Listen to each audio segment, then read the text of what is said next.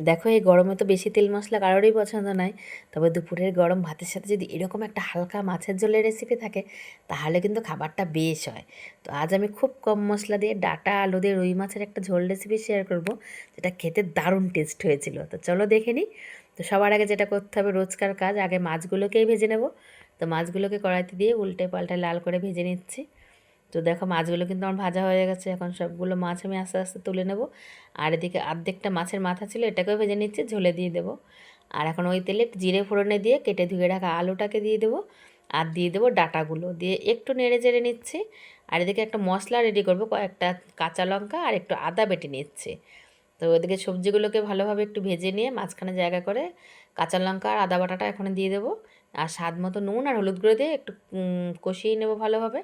তো একটু কষানো হয়ে গেলে অল্প একটু জল দিয়ে ঢেকে দেবো, এতে করে সবজিটা একটু সেদ্ধ হয়ে যাবে। তো ঢাকা খুলে নিয়ে আরও ভালোভাবে আমি কষিয়ে নিচ্ছি। তো পুরোপুরি যখন আমার সবজিগুলো কষানো হয়ে যাবে, তো ঝোলের জন্য গরম জল দিয়ে দেবো। আর গরম জলটা দিয়ে এদিকে ঝোলটা ফুটতে থাকুক, আমি আরেকটা মশলা রেডি করি।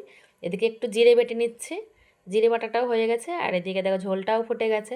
আর এখন ভেজে রাখা মাছগুলোকে দিয়ে দিচ্ছি, আর মাছের মাথাটাকেও দিয়ে দিলাম। আর এই সময় আমি জিরে বাটাটাকেও দিয়ে দেবো।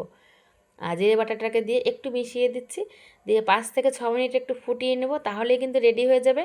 আর দুপুরবেলা গরমের সময় এরকম একটা মাছের ঝোলের রেসিপি তোমরা বানাতেই পারো, দারুণ টেস্ট হয়। আর আমার রেসিপিটা যদি ভালো লাগে তাহলে প্লিজ চ্যানেলটাকে সাবস্ক্রাইব করে দিয়ে সবাই ভালো থেকো, টাটা।